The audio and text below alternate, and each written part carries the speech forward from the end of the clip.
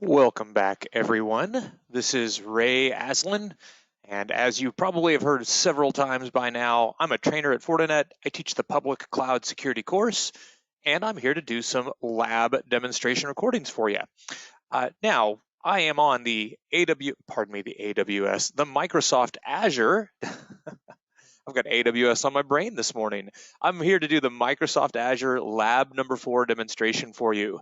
I do recommend, and you've probably heard me say this in a few of my recordings, I do recommend that you watch the Lab 1, 2, and 3 videos, which is on 2 different videos. We have the first video is Lab 1 and 2, and the second video is Lab 3.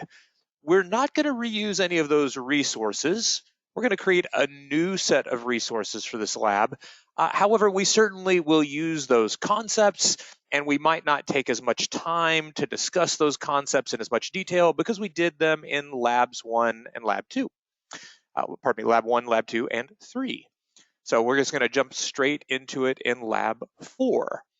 It's been about 18 or so hours since I did Lab 1, 2, and 3 videos with you guys, and since I know many of you will attempt these labs on your own, I just wanted to log into the portal real quick and see what my current costs look like. You guys have seen me go through this lab. It says that I've only accumulated $2 in the last couple of days. This can be a little bit misleading when you look at these accumulated costs. I find that at the end of the month, it's always a little bit higher because it doesn't seem to always include the licensing cost, the software cost versus the instance cost.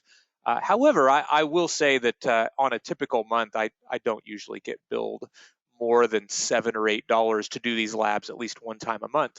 In general, I tell people expect to spend $10 US to do all of these labs. If you do them quickly and deliberately and you delete them as soon as you're done, I will usually do all of them in a single day event, in a single, somewhere between 6 and 8 hour day, and it costs me about $10 US. Just make sure you're deleting them as you go. If you want to be a little bit more careful about your cost, you could do Lab 1, 2, and 3 in a single day, delete them, wait a few days, look at your cost, make sure it's not going to do anything that's going to surprise you, and then come and do Lab 4 and Lab 5, which is what I'm going to do today. I'm going to do Lab 4 and I'm going to do Lab 5, which will be the last 2 of the Microsoft Azure labs. So on that note, let's go look at the Lab number 4 topology.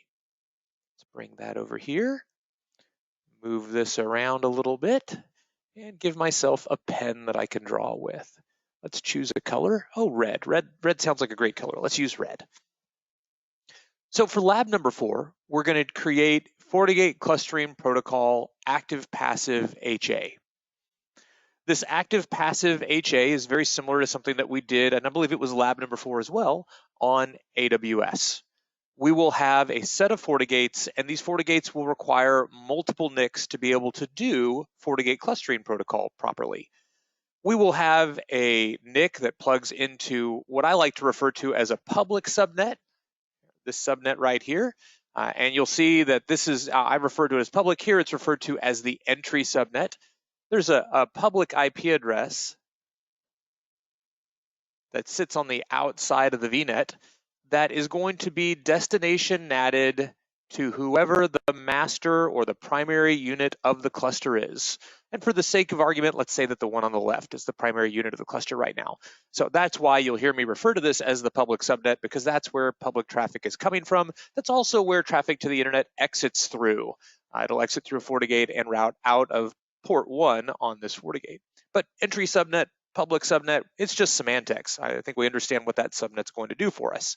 So that'll be one of the NICs that gets created.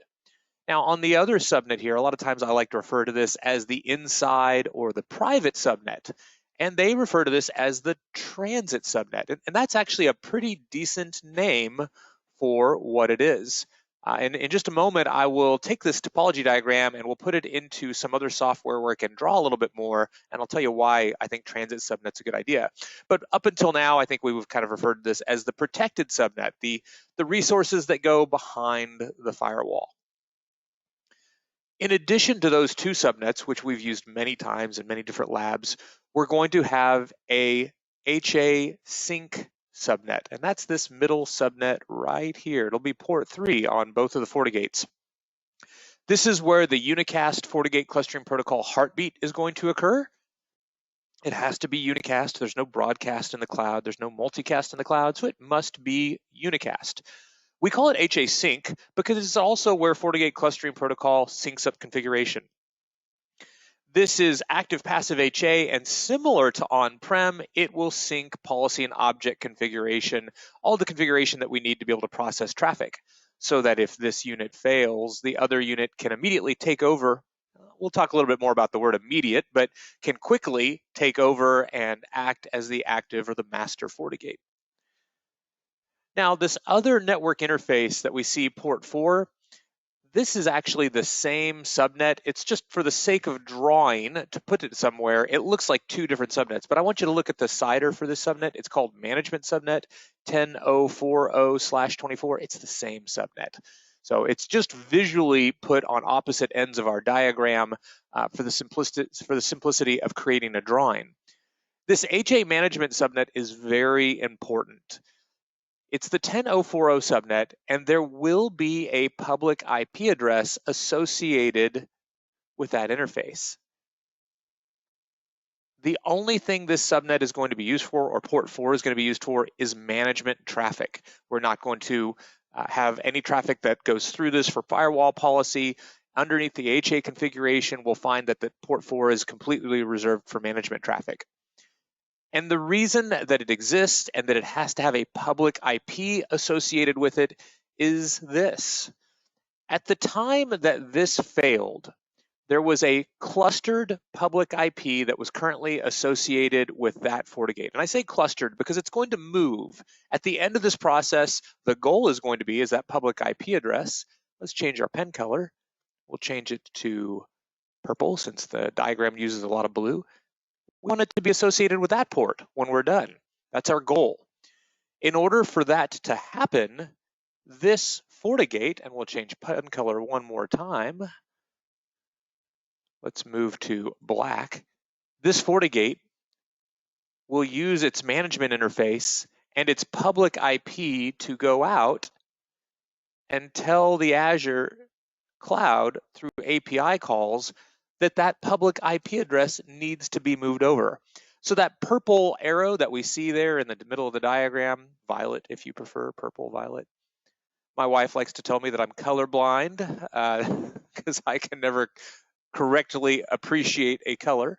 But here, let's just go back to purple.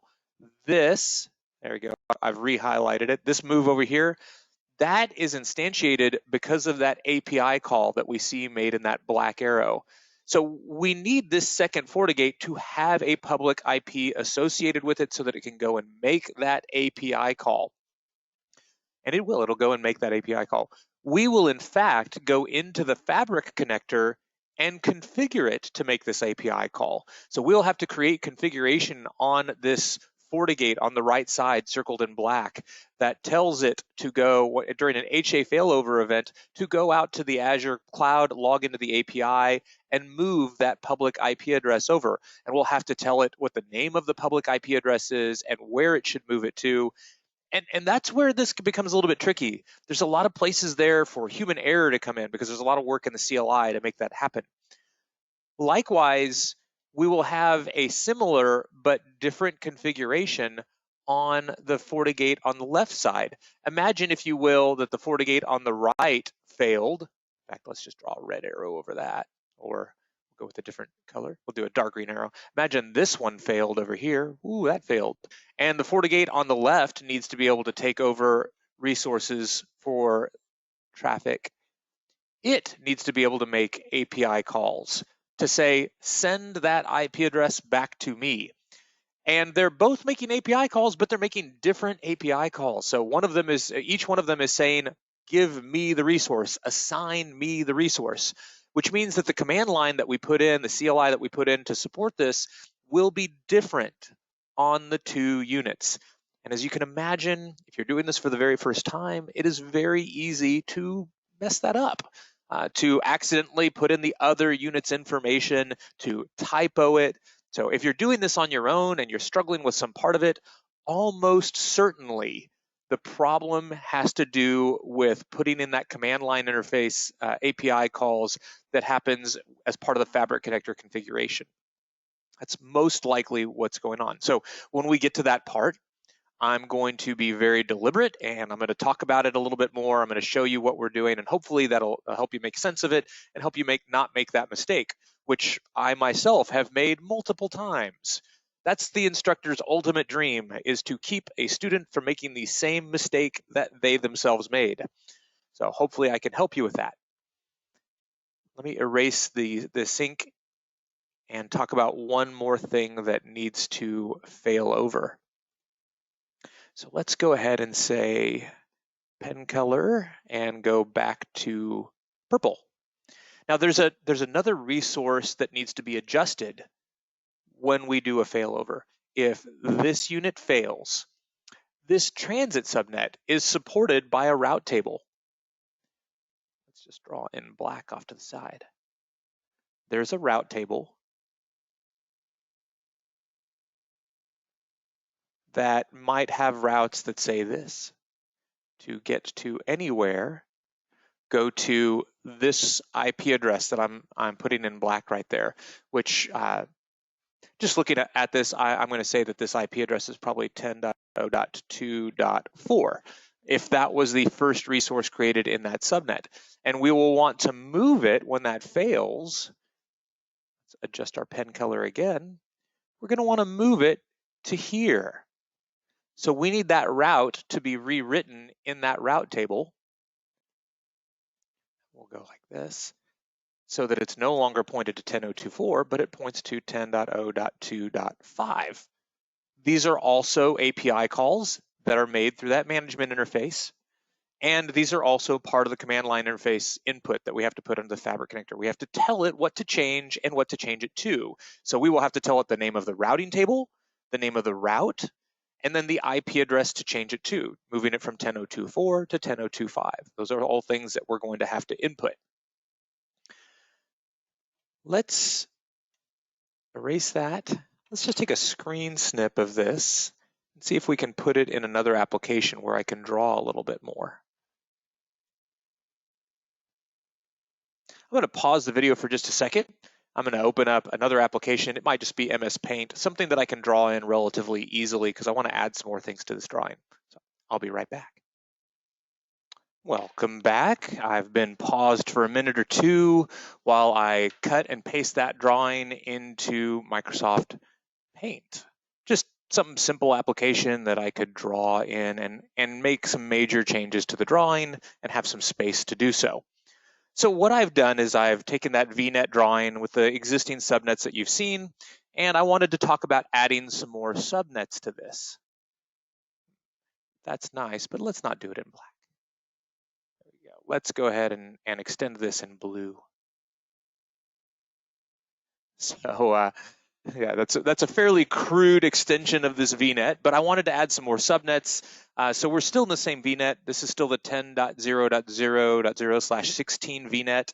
And the subnets in use so far are the .1, the .2, the .3, the .4, all these /24s. Let's go ahead and add some other subnets in here. So I'm going to add a little subnet. Let's say that this subnet is for database servers, and this is the .5.0/24, and then we'll add another subnet. There we go, and this is the .6.0/24, and it's for web servers. And then just to give ourselves one more thing to have in here, as you can see, my very funny drawing. You guys have heard me say this before. If you watch the videos, I'm clearly not an artist, am I? 7.0/24. I'm a decent IT teacher, but I'm in no way a decent artist. All right, let's call this some other type of application. I don't know what it is, and I don't really care. I just wanted some examples. So within each of these database web application, this is where I want to place my protected VMs. Consider that maybe I don't want to put them in the transit subnet because I'm only using that for a very specific purpose that I'm going to show you. I'm going to create route tables for these other subnets. Let's change our little pen here to black. And these route tables, so the route table for the database subnet can say something like this. 0.0.0.0/0 go to, and it's going to go here. So it's going to go to 10.0.2.4. And now that's a route that will be rewritten at a failover. This would have to be a routing table that my API calls. Let's draw in a little arrow here that shows the API calls. If this one fails, that one goes and it makes API calls and changes that route to point to it. In addition to that route, there could be another route that says for 10.0/16 traffic, go to same IP, 0.2.4. Right? And I would have a similar routing table for, in fact, I come to think of it, I don't even need to have a similar routing table. I could have this exact same routing table. As I look at it, I could have this applied to all three of these subnets. I've got this applied to database, web, World Wide Web, which is again, my very bad handwriting on there. That's supposed to be 3 W's. That's the World Wide Web right there. Can you tell? That's supposed to be app. I have to laugh at myself because what else can I do? So at any rate, same routing table applied to all 3 subnets. So let's consider something real quick. We have VMs in here. There's a VM. And a VM sends out a packet that's destined for the internet. It's destined for 8888. So packet leaves the VM. First of all, VMs, and this is true in AWS, this is true in Microsoft Azure, and I hope that this was evident when you guys watched the self-paced videos with the discussions.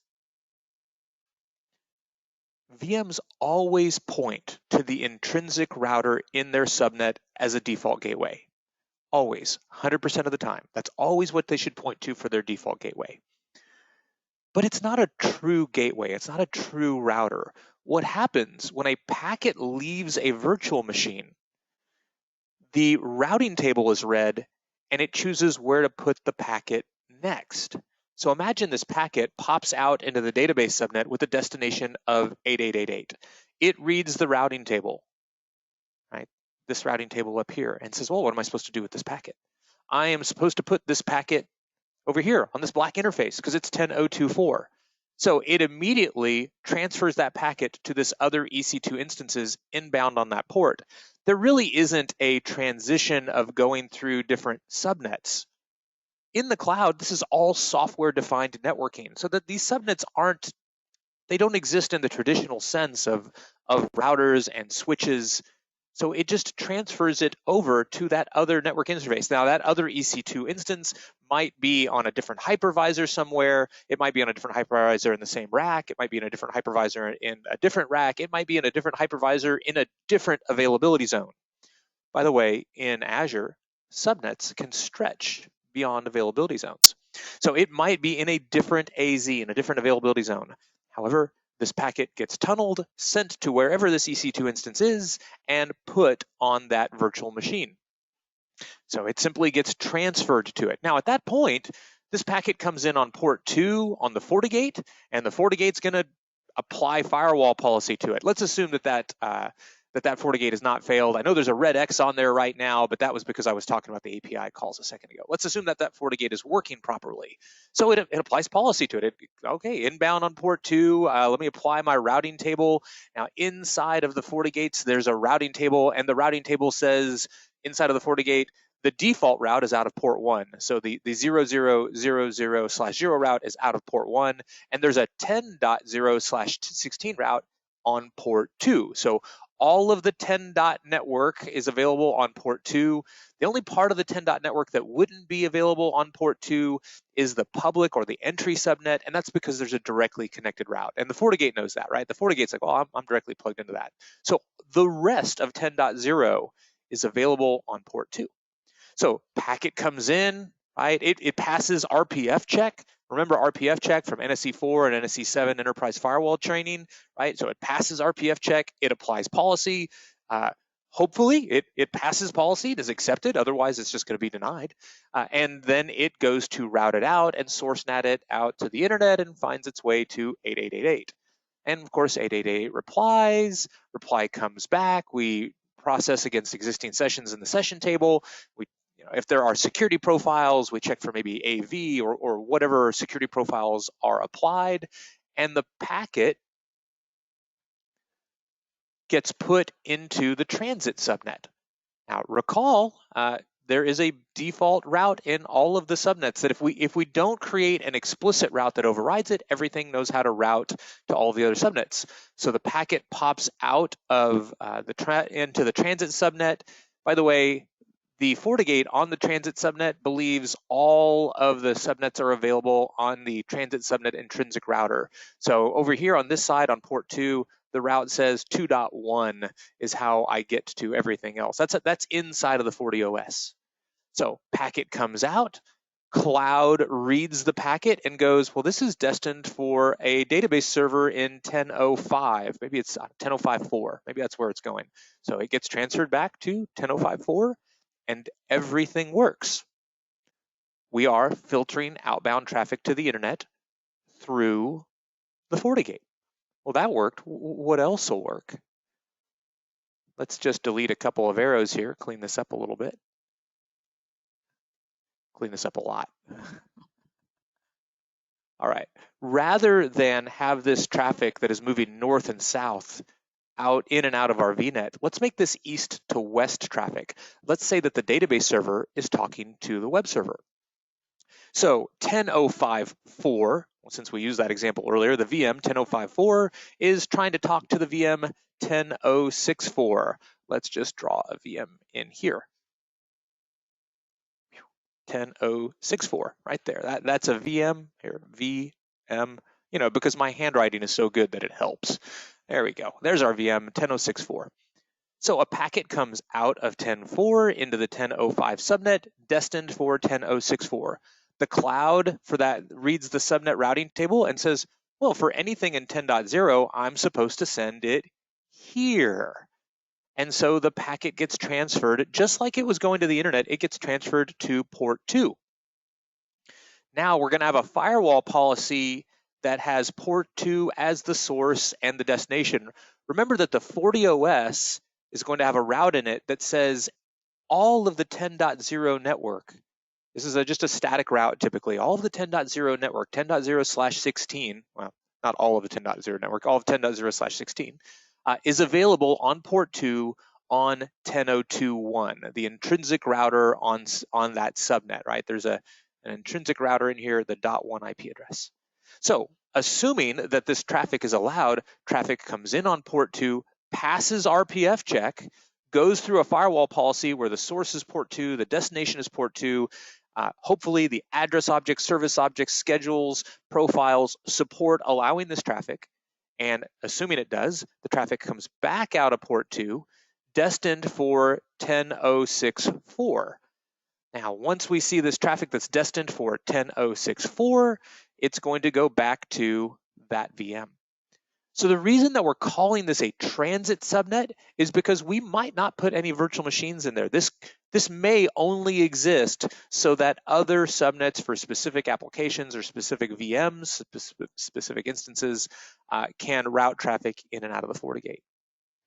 That's a little outside of the scope of the discussion that we have in the lab guide, but I did want to point out why we call it a transit subnet and the fact that this is possible to do in Azure. In Azure, you can have a single VNet and have east to west traffic from subnet to subnet go to the FortiGate. So very good. I hope that is helpful for you. I'm going to unpause, or rather I'm going to pause our video, get rid of this drawing, and go back to our lab. So let me just clean up all my screens here. Actually, I don't need to pause the video for that. Let's just get rid of this. Let's go. I'm going to my normal drawing mode. Let's just get rid of you altogether. Actually, let's not. Well, shoot, too late. I was going to, I thought, no, I should keep that, but I'm going to go ahead and get rid of it. So I think it's time for us to go start on lab number 4. Let's move this over and begin deploying this. We're going to use a template. In AWS, we have cloud formation templates. In Microsoft Azure, we have ARM templates. And this is embarrassing. Okay, yeah. I for a moment I couldn't remember what ARM stands for. ARM, Azure Resource Manager. Is it Advanced Resource Management? No, it's Azure Resource Manager. Azure Resource Manager ARM. I used the acronym so much I forgot what it meant.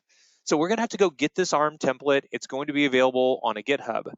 Now, up until now, if we've been following along in the labs, you've been seeing that I've been using the github.com/Fortinet page to get various templates.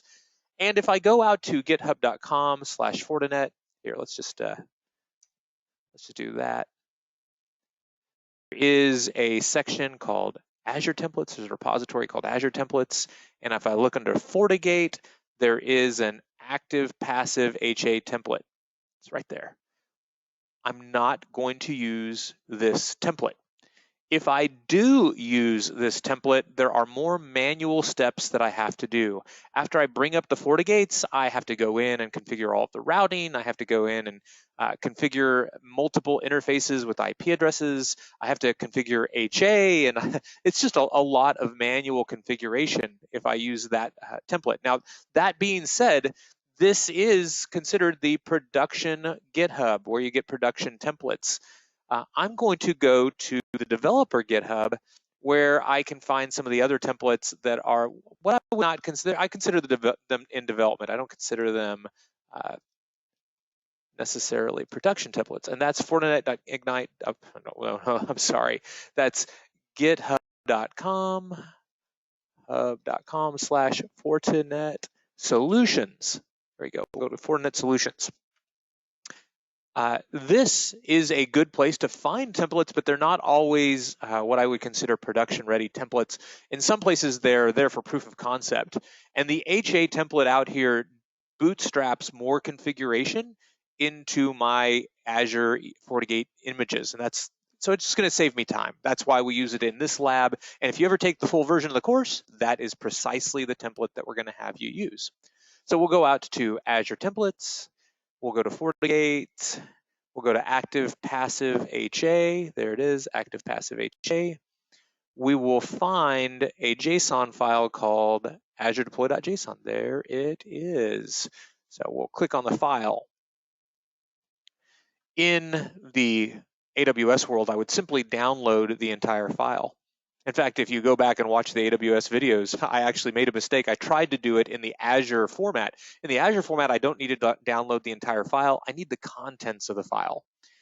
And there's a couple of ways that I can do this. This is the way that I like to do it. I will click on raw so that all that I'm looking at is the contents of this JSON file. And I will simply select all. I'll do Control A to select all, and that's Windows, whatever operating system you're on. And then I'll copy all, and I'll go back to the Microsoft Azure portal. So I've got that in my clipboard now. If I had any doubt, I could always, let's just open up a fresh notepad. Notepad, sure.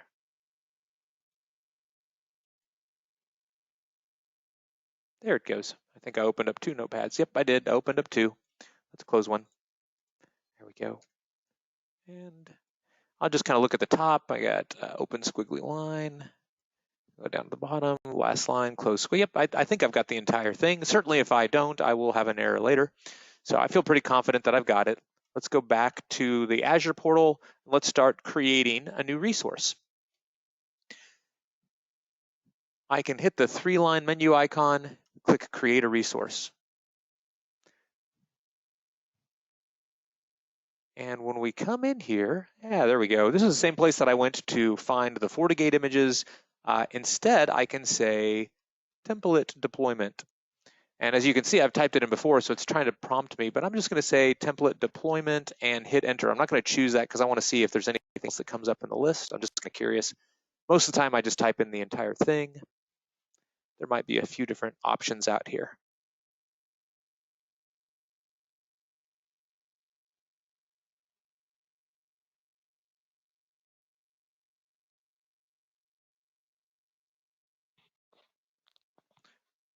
Yes, okay, so I'm glad I did that because there are more options and I want you to be able to sort through them. what we're looking for is by publisher Microsoft template deployment using, I did that so fast, I did not actually mean to click on it. Let's just go back a screen. There. I don't think it's going to let me go back. Ooh, there we go. There we go. No, no, no. Here we are. Let's say template deployment. Hit enter. I'll try not to click on it this time.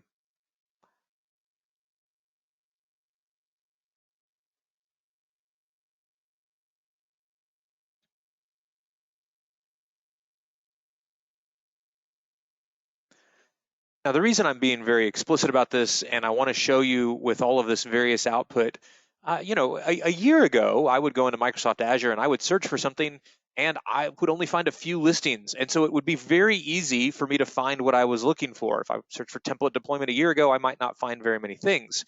And as Microsoft Azure has gained market share and gained popularity, now I'll search for something and it might not even be on the first page of output. So that's why I'm being very explicit about how to find this, because maybe when you do these labs 6 months from now, template deployment doesn't even show up on the first page anymore. You have to go down here and say load more, and there's another list of things and you have to go and sort through it. So in case that happens, in case you search for this and you don't immediately see this purple option, template deployment, deploy using custom, and it's cut off there, what I would do is go to the top and use these filter buttons. And let's just say filter for Microsoft as the publisher. This should clean this up a little bit. There'll probably still be a few things that are listed, at least a couple.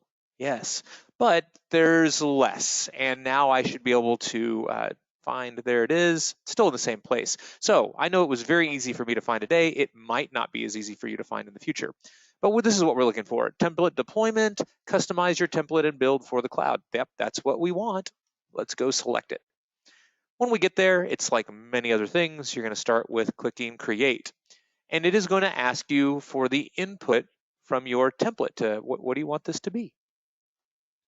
So we're going to choose build your own template in the editor, and a text editor will come up where I'm going to remove what's already there. If anything shows, yep, there's a few things that are already there. I'm going to remove that. I'm going to paste in what I have. There it is. So let's just say Control V. Yep, that was still in my clipboard. Otherwise, I could go get it from Notepad. Looks like it all pasted okay. Very good. Let's go ahead and click Save. And this should move me, there we go, to the next step of the wizard. In the next step of the wizard, if you've worked in AWS CloudFormation templates, this will feel reasonably familiar. You have a template that has a lot of things specified, but there are variables, and it wants to know how you want to deploy those variables. So things like which region do you want to put this in, and what type of image do you want to use, what size of image, or instance type, VM types, how many CPUs, RAM, things like that. There's a lot of different points in here that I have to input and give it information. So let's start at the very top in the basics section. This is going to be a pay-as-you-go example. Let's create a new resource group for this. We'll call it SX Lab HA. Oh, without a space in it, please. There we go. Which region do you want to put it in? US, Central US? Yeah, I've been doing US, Central US for everything else. I'll continue to use that. Let's go ahead and put in Central US. That's where. Admin username and password. This is configuration that's going to get bootstrapped in. You'll notice that it doesn't make me confirm the password. So I do have to be pretty careful making sure I know what I typed in there. If I make a mistake in typing it, it didn't ask me to type it in again to confirm that I typed it correctly. So little word of warning, ask me how I know. I've messed it up before. All right, very good. FortiGate name prefix, as we saw in other cloud systems in AWS, when we create resources, we can have a prefix name so that we can easily identify what was created as part of this process. SX FortiGate Lab HA. By the way, if you're wondering where the SX comes from, I am following the lab guide very precisely. We have scenarios in the labs where S can be followed by a student number. In this case, I don't have a student number. I'm literally just putting X in there. That's fine. Let's see, I want the pay-as-you-go version of this, FortiGate VM pay-as-you-go. That will be just fine. It's going to ask me latest. I'm going to go ahead and explicitly say 623. I like to actually go in and tell it precisely what I want. I'm going to use the standard F4 instance type. I can't use F1S for this, which is what I used earlier in my earlier labs, because this has multiple network interfaces. So I need something with the ability to have 2, 3, 4, 4 network interfaces. I had to think about it. four total network interfaces. Very good. Now, for public IP addresses, do you want to create new ones, or do you already have an existing? And I don't have any existing public IPs. Keeping in mind, there are a total of 3 public IPs that are going to be assigned here. There's a cluster public IP that's going to be able to fail back and forth. And then there's a management public IP used on the management interface that doesn't move back and forth. It's always on that unit. I'm just curious. Yeah, they don't explicitly tell you, but if you did have public IPs, I believe this first one is the cluster, and then that's one of the cluster. That is one of the management IPs, and that is one of the management IPs. But they don't actually explicitly tell you that in the infographic. Public IP address name. Do we need to change the address name? Well, since the actual course does have us put some things in here, let's go ahead and do it. Normally, this is the clustered IP address name, SX, and it wants to know which resource group this should be part of. Everything's going to be in the same resource group, SX Lab HA. That means that later, when I'm done with this, I can just delete the entire group. But it doesn't have to be. You could have things in a different group, SX Lab HA. In fact, I'm going to copy and paste that a couple of times so that I don't have to retype it again. All right. I'm going to create SX FGTA management public IP SX FGTB. So a little bit about FGTA and FGTB. This is an active passive HA cluster. One of the FortiGates will be FortiGate A, one of the FortiGates will be FortiGate B. So that's why we see FortiGate A management IP address, FortiGate B management IP address. Very good. What kind of public IP address do you want? Static or dynamic? I'm going to stick with static, thank you very much. Do you want to use an existing VNet or create a new one? I'm going to let it create a new VNet because I don't have one. I deleted my last one. So let's go ahead and tell it. The name of the VNet, SX Lab HA VNet. Very good. What resource group do you want it to be in? Same resource group that I've been using for everything else, SX Lab HA.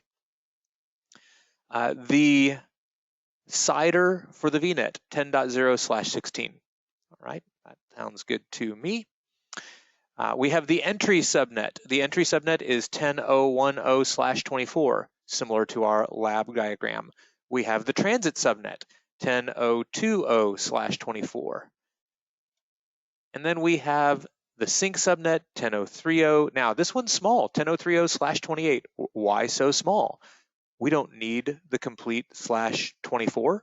There's only 2 hosts that should plug into the HA sync subnet, and /28 is the smallest that you can make. So you can't do a /30, and you might have remembered from an AWS video, why can't we use /30s?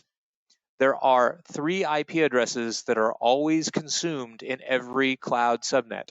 The .1 IP is the intrinsic router. The .2 IP, or the second IP of the subnet, is always the DNS. The third IP of the subnet is always a reserved IP address. So the first IP that would even be available is .4, or the fourth IP, if it may not be a .4, but whatever the fourth IP of the subnet is the first one that's available.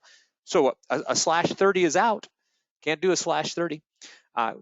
We could do a we actually cannot do a /29, but why can't we do a /29? Well, you still don't have very many IPs to work with there, do you? So /28, that's the smallest that you can make. The management subnet is 10.0.40/28.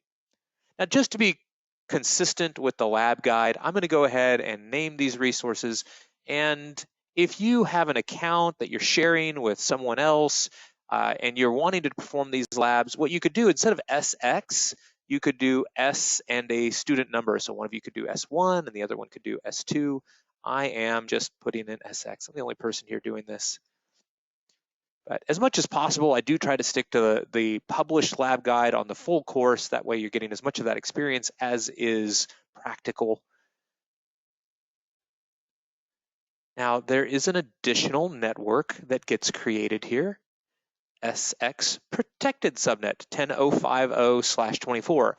Now, if you recall, I opened up a Microsoft Paint diagram and I showed a 5.0 network, a 6.0 network, a 7.0 network. That's those other subnets that are getting created for us. So indeed, the ARM template will create those, and then I could create more manually after the fact. Well, let me just take a quick look here, review. I know I've been talking you guys through this, but I just want to make sure this looks correct so I don't run into a problem later. Pay as you go, a new resource group, Central US, FortiAdmin. I know what that password is. Prefix name for the FortiGates, which image, 623 F4 new, SXFGTA, SXFGA, SXFGDB, yeah, and this is FortiGate A. This is not FortiGate A. I read that wrong. This is FortiGate active passive. That's what AP stands for there. AP, active passive cluster public IP. This is not FortiGate A or FortiGate B. This is the one that can move back and forth. Very good. I did static public IPs across the board, made a new VNet, and we did the 1.0 subnet for entry, the 2.0 subnet for transit, the 3.0/28 for sync, the 4.0/28 for management. All right, I'm feeling pretty good about that. Let's go ahead and scroll to the bottom. Yes, I agree to the terms and conditions stated above, and click purchase. And it's going to start to deploy some resources for me. Now, if you've watched the first two lab videos for for Microsoft Azure, this is the danger of teaching the course. I switch back and forth between the two clouds, and I use the wrong term sometimes. If you've been watching me go through the Azure videos, the first two Azure videos, you have realized by now none of these things happen in real time. Deployments take a couple of minutes. And what I have is a notification up here that says there's a deployment in progress. I'll go ahead and click on it because I do want to see that some of the objects, the resources are beginning to be deployed. Indeed, it's going right along, right? I see various things, multiple NICs that are being deployed. The NICs are being updated after the fact. I see FortiGates that are being deployed in there somewhere. I'm going to go ahead. Yeah, there's my two FortiGates, my virtual machines that are being deployed. Very good. What I'm going to do, though, just so that we're not sitting here staring at the screen together, I'm going to go ahead and pause the video until this completes. It is a fairly large deployment. I expect it's going to take at least 5 minutes, maybe as many as 10 minutes. At any rate, I'm pausing the video, and I'll be back with you all shortly. Welcome back, everyone. It's been about 11 minutes since I paused the video, and it looks like this it started at 9:44. I think it actually completed a few minutes ago. Says that it completed 9 minutes ago. Well, guess I took a little bit longer of a coffee break than I needed to take, but very good. Our resources should have completed deploying by now. So let's just have a quick look at what was deployed. First of all, let's go see our VNet. SX Lab HA VNet. We'll just choose it. It should be a 10.0/16 CIDR. And indeed, address space 10.0/16 looks good. A list of NICs that are plugged into it. I'm going to sort these by device name. It should make it a little easier to read. So I have two VMs, two FortiGate VMs. Let's call it FortiGate A and FortiGate B. Each one of the VMs has 4 network cards. So this is NIC 1, 2, 3, and 4 for FortiGate A, NIC 1, 2, 3, and 4 for FortiGate B. And since FortiGate A was created first, it got the .4 IP addresses and all the subnets that it connects to. And FortiGate B was created second. It got the .5 IP addresses and all the subnets that it connects to. I can look at the list of subnets.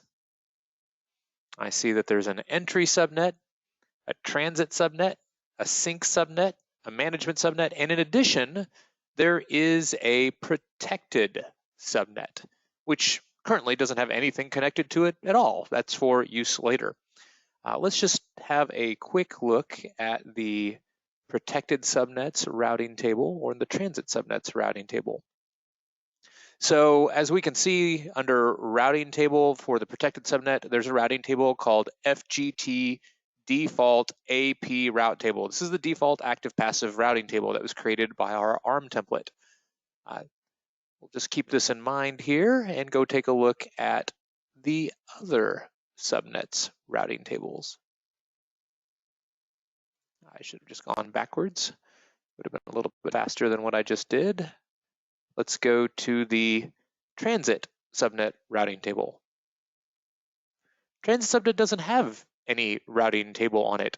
So the transit subnet knows already how to get to all of the other subnets. The traffic, our virtual machines actually should not be deployed into the transit subnet.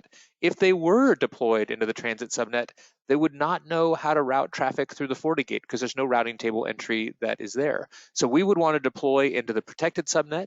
And then if we wanted to do east to west traffic segmentation, we would deploy more protected subnets. We deploy a .60, a .70, as many as we felt were necessary to support us.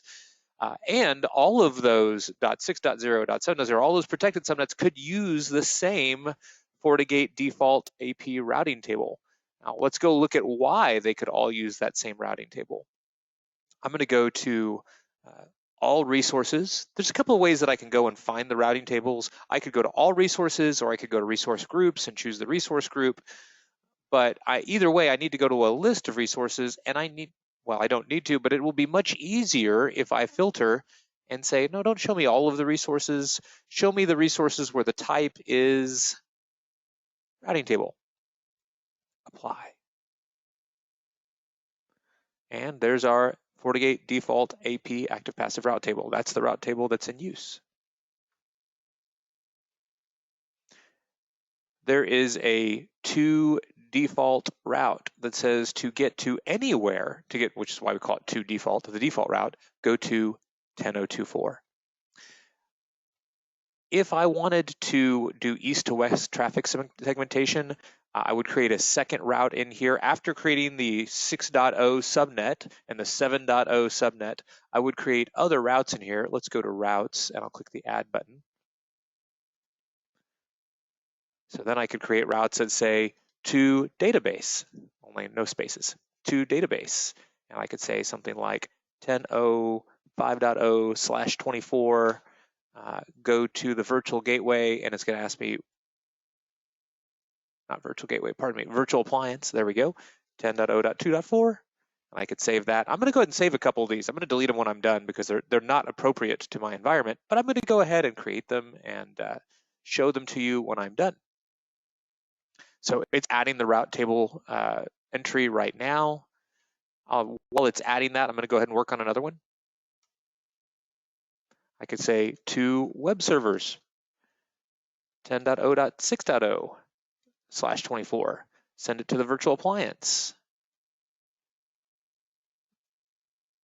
And the virtual 10.0.2.4. I'm basically creating routes that say, if you want to get to these other networks, if I wanted to create fewer routing table entries, I could do it like this. I could say to other subnets, 10.0.0.0/16. Go to virtual appliance, 10.0.0.2.4. Very good. And of course, it's going to add that now. In fact, I kind of like that route even better because now I don't have to create routes for individual subnets. But there might be some subnets that I don't want to do that for. I might want to have other subnets have other behavior. There's all kinds of possibilities here.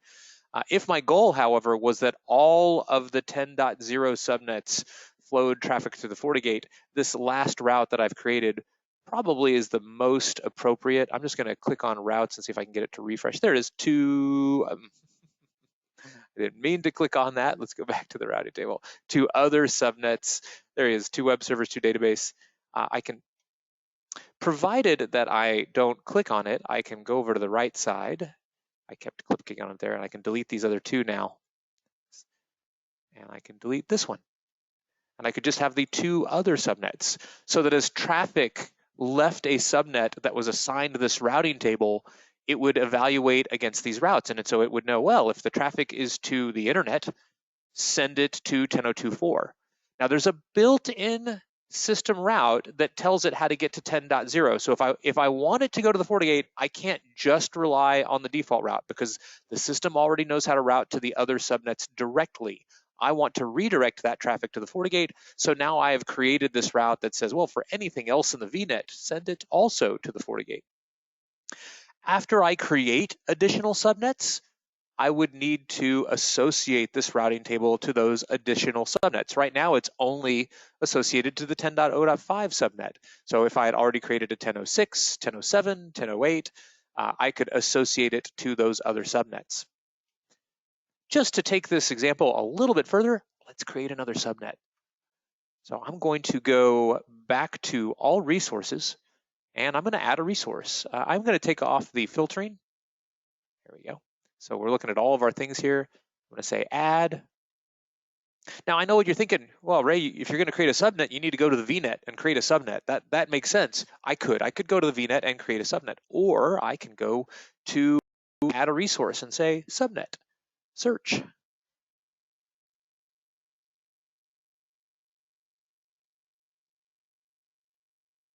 By the way, what I'm showing you right now is a little bit outside of the scope of the lab, but these are the kinds of questions that I get asked about in the course. So I just want to make sure you guys benefit from this. All right, and let's just filter and say only show me the things published by Microsoft, because there are many other things in here that'll show up with subnet. Well, I'm a liar. You can make a routing table through this interface, but it doesn't look like you can actually create a subnet, which means I'm going to have to actually do what I said that I didn't have to do. I'm going to have to go to the VNet and create that subnet. Apologies for misremembering. I was remembering that you could create a routing table this way, not a subnet.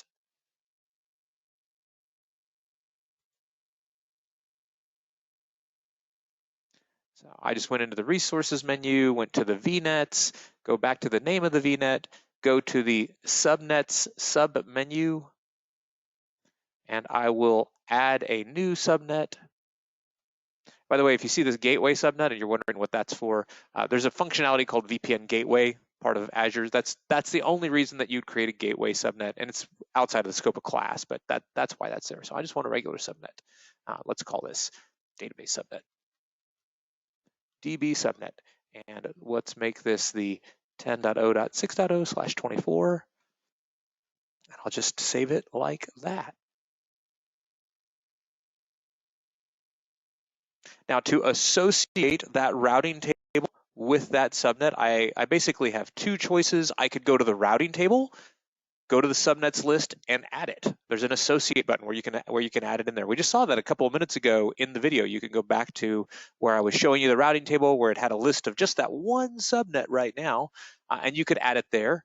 The other possibility, if I make my list refresh, there's my database subnet, is you can instead you can go choose the subnet and tell it which routing table. And both of these do the same thing. If I click save here, it'll show up on the other list for the routing table as associated. So I'm going to go ahead and save here, and it's saving. You get used to that small delay as you're doing things. There's always a little delay for it to take effect. Let's go back to all resources. Let's go back and find our routing table. And actually, I know I showed you filtering earlier because I wanted you to see the filter button, but if we look, it's right there in the top of the list. I don't actually have to filter for it. Let's go to that routing table. That's something that instructors do. We just come up with examples because we want you to see it. Now it shows up on the list of subnets. So if traffic is sent by a VM in either the protected subnet or the database subnet, it will obey these routes. It will send traffic to the FortiGate. I know I said I was going to delete that, but I'm going to leave those there for a second because there's something else that I want to point out. If you want to do this, there's one more thing that you need to know, and it'll show up very shortly. Just to be complete in my example, let's go down to the subnet buttons. That was the overview that we were looking at, right? So I said the associated list will show up. Here it is under, and I, instead of doing it this way, I could have gone in and clicked associate and picked it from the list. I would have to pick the VNet first, but so that's the VNet inside of that group. Instead, I went the other way and did it there. Makes really no difference. All right, very good. We're gonna come back to these routes and this routing table very shortly. So let's go look at other things that we have going on here. Let's go look at our virtual machines.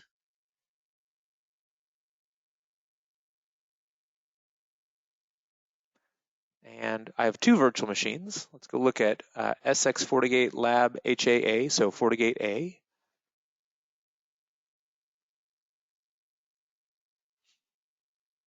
And if we take a look at FortiGate-A, we can look down at networking. And we can see that there are 4 virtual NICs. NIC 1, that's a virtual NIC. There's a security group applied to it, and as we can see right now, all traffic is allowed in, and if we looked at outbound, all traffic is allowed out. Now, you have the name of the NIC, and then you have the name of its IP configuration. And its IP configuration includes things like there is this public IP. By the way, this is the clustered public IP. It's private IP inside of its subnet. This is on the entry subnet, so 10.0.1.4 on the entry subnet. And then we can look at NIC number 2, which is on the transit subnet 10.0.2.4. There is no public IP here. We have NIC number 3, which is on the HA sync subnet, and again, public IP address. And we have NIC number 4, which is on the management subnet. And remember, the management subnet does have a public IP. This is not a public IP address that moves back and forth. The NIC 1 public IP address does, .212. The NIC 4 public IP address, .40, does not.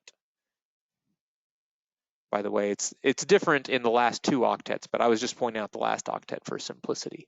So NIC 4, this one's not going to move, this one is. So I want us to kind of note the names of these NICs and that there is a name for the IP configuration, because this will become important when we talk about API calls. API calls will say things like, I need to edit this particular virtual NIC object, and the virtual NIC object might be SX FortiGate Lab HAA NIC 1. It'll be this NIC object. And well, what do you need to edit it about? I need to edit this IP configuration, IP config 1. Okay, great. What do you need to edit about it? Well, I need to move this public IP address. This public IP address, this NIC has a name, this IP configuration has a name, this public IP address has a name. Let's click on it. That's the name of the public IP address, SXFGT AP for active passive cluster public IP. This is the clustered public IP. The clustered public IP is a different public IP than perhaps this one. If I go click on the name of this public IP, it'll be called FortiGate-A something, yeah, SX FortiGate-A management public IP. That one, that's not the name of the one we want to edit or move. All right, very good. Now, if I look at FortiGate-B, it will be similar, but not identical, because there's not going to be a clustered public IP assigned to it right now. It is the passive or standby or secondary or slave. I know we have a lot of different words for our HA cluster scenarios where you have an active passive system or you have a primary secondary. I've even seen the words master and slave used, but this is the non-master FortiGate, the non-primary FortiGate. So it does not have a public IP address associated with its entry subnet, right? Because it's passive. It will if it takes over as master, or it should. We'll make sure that it does. So let's go work on that. Let's go to each one of these by their management IP address. So I'm going to go over to the management IP of this one. Control C. We'll put it in here. HTTPS : there we go. And we'll also get the other one, A.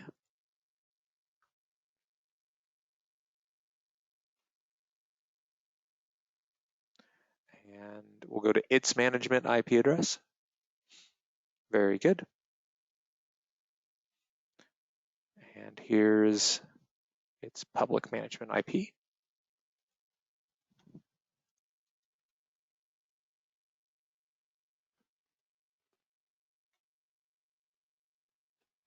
Well, well, well.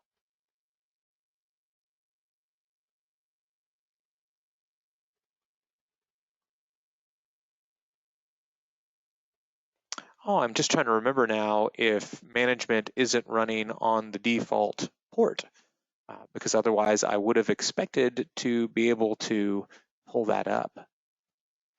It's not on the default port. Forgot about that. Port 8443. There we go. 8443. Very good. All right. For now, I'm just going to log into FortiGate A. Forti admin.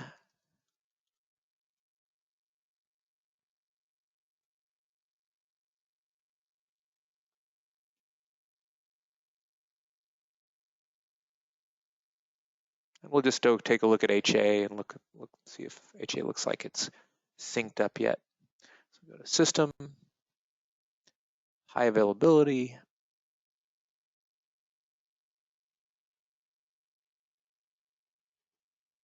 Okay, I see two FortiGates. One is the master, HAA. One is the slave, HAB. There they both are. Green check marks, they are in sync. So it looks like HA deployed.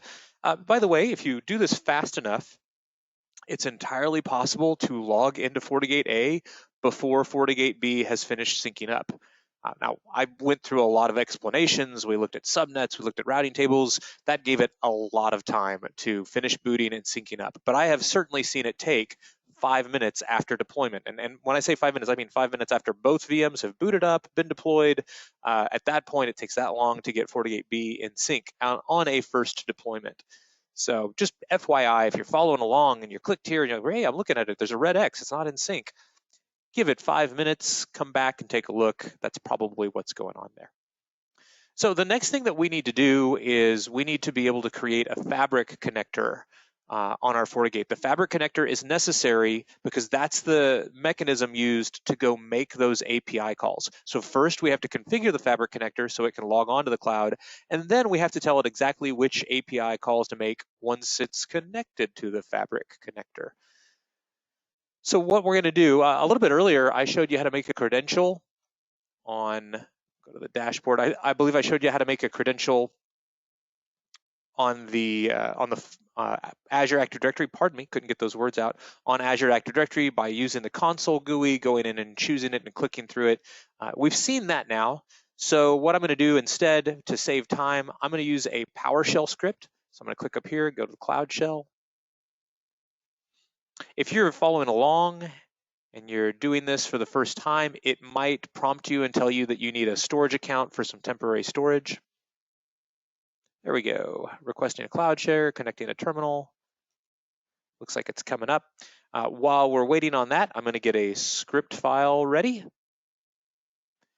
I'm going to leave the script file up here for just a second. You can take a screenshot of it if you like. Now, if you don't want to use this script, you can go back to lab number 2. It was in the very first Azure video, and we'll walk through Azure Active Directory, how to go in and create an app registration, which is what we do to create a credential for the API.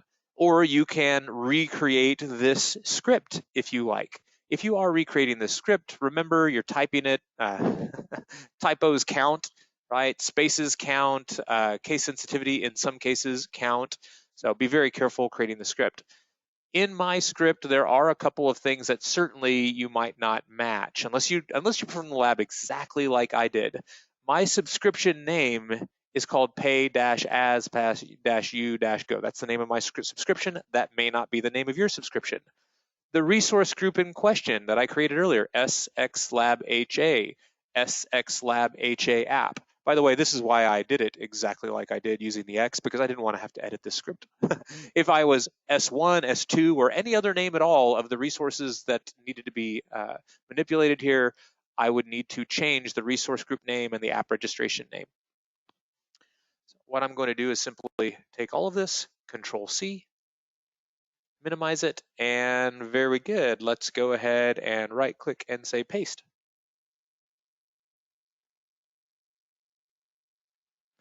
I believe it is running, it is blinking at me right now.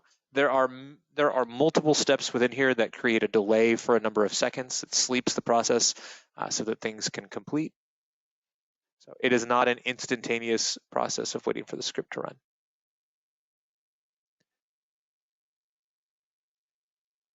And there we go. Save the following information for your template parameters. Very good. We're going to take that output, copy it.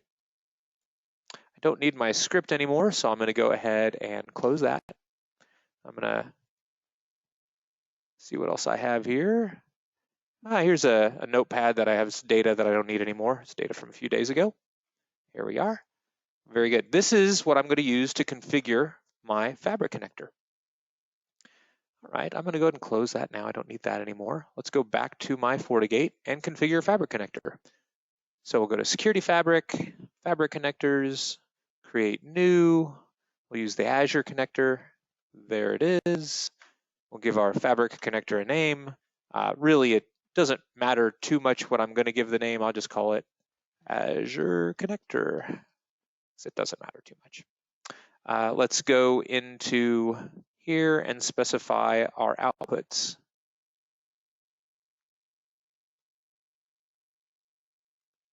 Control C, Control V. There's my tenant ID. Control C, Control V. There's my client ID. And my secret, which Control C, Control V. And I'd probably be a little nervous about showing stuff like this to you guys, but guess what? I'm going to delete all of this when we're done. So it's not going to harm me in any way.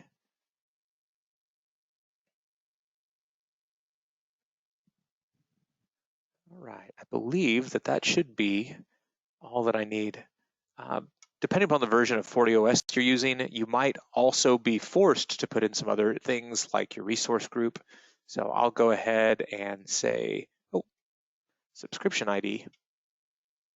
That's right. If I want to do this, I have to put in a subscription ID. Let's do this right here. Control C, Control V, and at this point things become a little bit more optional. I probably wouldn't need to do this. SX Lab HA. I'm going to leave the update interval at its default, and the status should be enabled. If I have done my job right, you see this question mark right here? We should refresh and see, there we go, a green up arrow. Very good. I'm pretty satisfied with that. Let's go log into the secondary node on its own management IP address for just a second.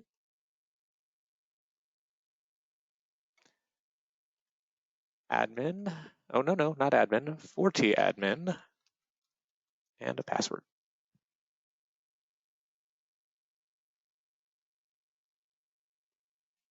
Now this is FortiGate clustering protocol. So a lot of things are kept in sync. Firewall policies, objects.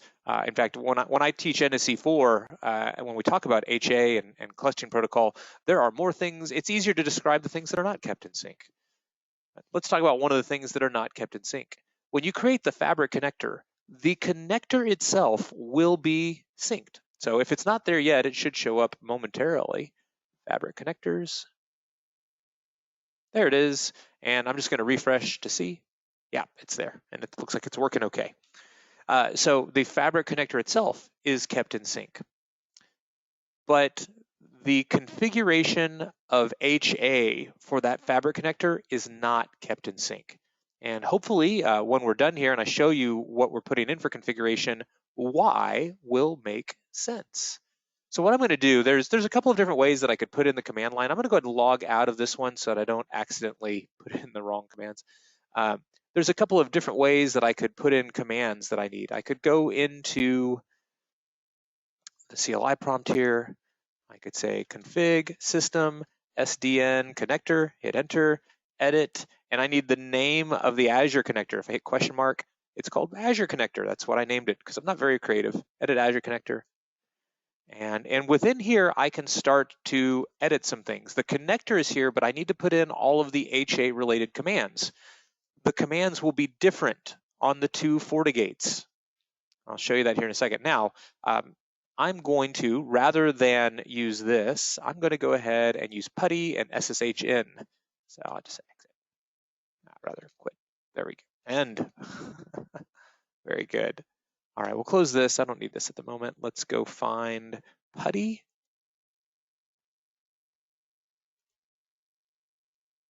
I'm going to need this IP address or this IP address. There we are. Copy. Really move this over so we can see it. So putty is giving me the normal, hey, I don't know this key. Are you sure you trust it? Yes, I am. And there we go. Over here, we got putty. I'm SSHing in.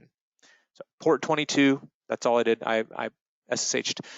If you have trouble connecting on port 8443 or you have trouble connecting port 22, don't forget your own network could be blocking your outbound connection. There are many networks that don't allow all ports outbound to the internet. I'm going to log in as 40 admin. I'm going to log in with the password that I created earlier. And I'm going to go to the same place that I just was, config, system, SDN, connector, and edit the name of the connector, which was Azure connector. I'm going to make this full screen. Azure connector. I'm also going to change the print output. Sometimes this is a little small on the videos to look at. So let's just say change setting, and we'll go over here and say appearance. And instead of the 10-point font, we'll choose a bold font, and maybe that should help a little. Hopefully that's a little bit easier for you to read. Oops. Copy. And Notepad.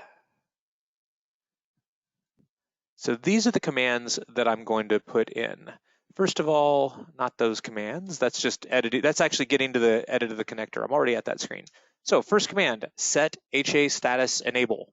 What does set HA status enable do? Well, it tells this image, if you take over as master, you need to go send commands to this connector's API. This tells it, use this to go tell the cloud that you want to change things on it. Let's just drop that in there. That's a good command. We want that. See if I can do this and this. Very good.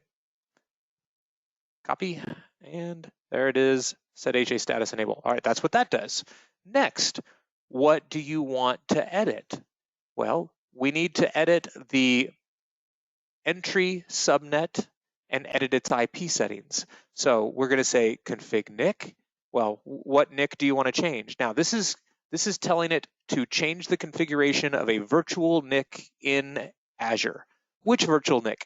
That one, SX48 Lab HAA NIC 1. Why that NIC? And if you're doing this in your own environment, this is where it becomes important that if you're following along, it uses the same names as me.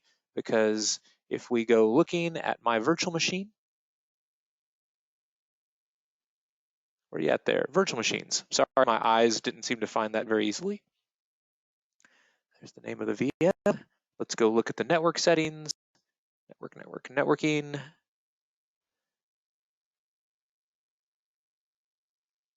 Here we go. It's the name of this NIC. So what I am saying to this FortiGate is, if you take over as master, go to Azure, edit this NIC. Edit your own network card. Let's go over here and let's go back to this. Let's go ahead and put that in. Or before we put it in, let's keep reading. What do you want to change about that network card? I want you to edit its IP configuration, IP config 1. This needs to be, look at this IP config 1. It's going to be this. Now, if yours is called something else other than IP config 1, then it needs to list whatever it lists here. And let's go back to our notepad. Well, what do you want to change about that IP configuration? Set the public IP on it. So what this is saying is, if I take over as master, I want to put the public IP on my NIC 1. That sounds pretty good. So let's just grab those commands. Copy and go back over to putty and paste. Okay, very good. So we within this, we said config NIC. That took us to a sub-configuration mode. We edited a specific NIC. The name counts. You have to have this name correctly. We changed its IP configuration, the name of the IP configuration, and we said move this public IP to me. Well, which bug like that public IP right there. And we saw that the cluster public IP has that name. Then we did next and end to get out of that sub-configuration mode. Well, what else do we need to edit? Remember the routing table that works for the protected subnet, the 10.05 subnet. It has a route in it that directs traffic for 0000/0 to the FortiGate. Now, that's what this part right here does. It says, well, next thing we need to do is configure routing tables. And it's the name of the routing table that was created earlier. If your routing table doesn't match that name, then make sure you're using the correct routing table name. So I'll go to all resources. And I'm going to, well, I'm going to go ahead and filter just so that it's easier to read through the list. Select all, routing table, apply. All right, that's the name of the routing table, FGT default AP route table. And I'm going to click on it, but I'm going to go back over here to our notepad. FGT default AP route table. Yes, okay, so I want you to edit that particular routing table, Mr. FortiGate. And when you edit that particular routing table, this is what I want you to do. I want you to edit the to default route. What would you like me to do with the to default route? I want you to change the next hop IP address to my IP 10.024. I'm taking over as cluster master. I need to have this pointed at me. Think of this as a script that gets run anytime HA makes this the master of the cluster. That's basically what you're doing here, is a script that's running against Azure. I'm going to go ahead and pull all of that, config routing table, set the next hop, copy,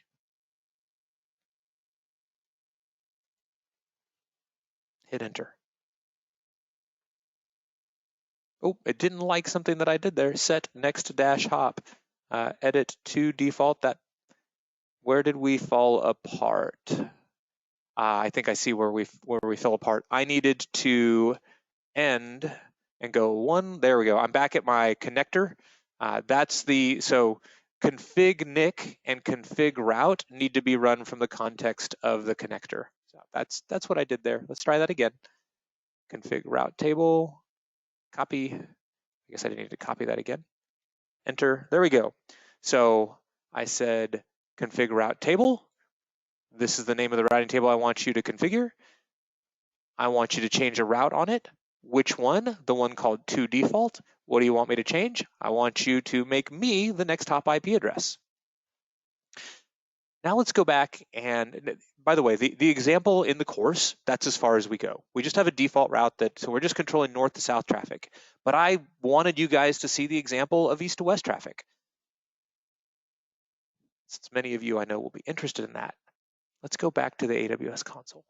I'm sorry, AWS, the Microsoft Azure console. There's another route in here called to-other-subnets, and it also has a next hop of 10.024. So if I was also wanting to do that functionality, I need to edit that route as well. So what I will do is come back here.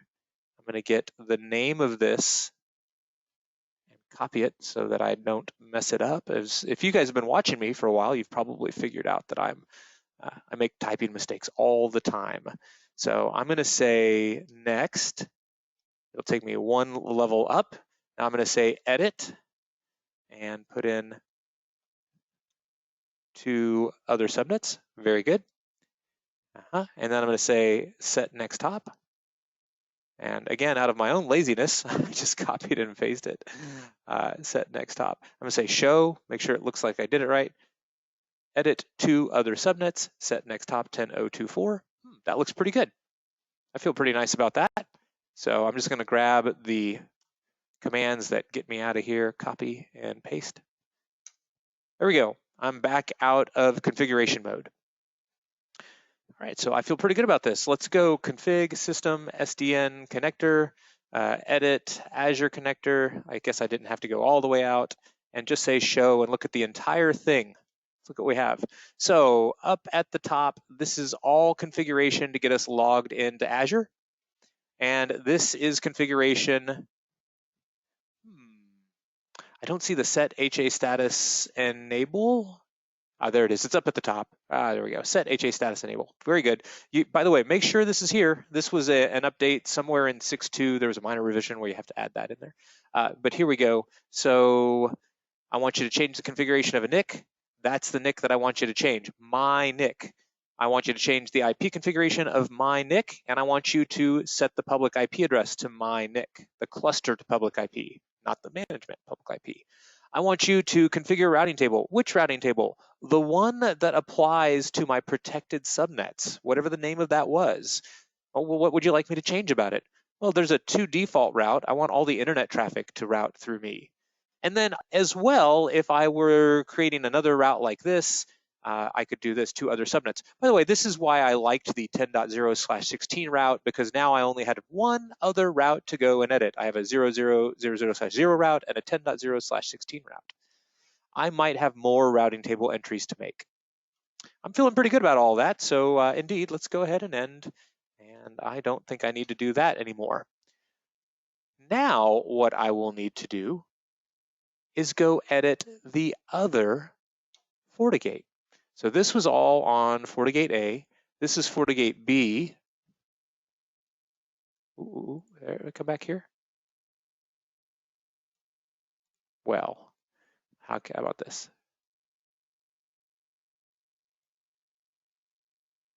Copy. Very good. Let's get Putty over here.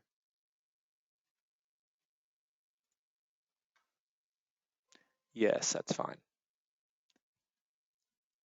FortiAdmin. Let's try that again, slower. Very, very good. So this is FortiGate B. Let's adjust our size of our font. So we'll just use a bold font, and I think I used size 16 earlier. I believe that's what I used. A little bit easier to read. Put this over here. Now, this is where if you're following a cookbook and you're not paying close attention, or you're following a set of instructions, you're not looking really closely, it's very easy to simply put in the exact same instructions on the other FortiGate. This should not have the exact same instructions. Let's get rid of all of this. And I'm cheating, by the way. I'm copying the script out of a lab guide, which I realize is a total cheat, right? It's easier than hand typing it in. But believe me when I tell you, if I hand type it in, this is going to take me 3 tries to get it right. So we'll save ourselves a bunch of time by letting me cheat. So I don't need this part right here. I need to edit my NIC, the B NIC. If B takes over as master, the commands it sends needs to redirect those resources to it. So let's get ourselves under the right subconfiguration config system, SDN connector, edit Azure connector, there we go. And let's get in set HA status enable. Yep, that's appropriate. I'm not going to go through line by line and verify that these are all the correct names. I know they are, but I showed you where you can do that for A. But this is saying B, the NIC1 for B. That's what we want to edit. What do we want to edit? It's IP configuration, which is called ipconfig1.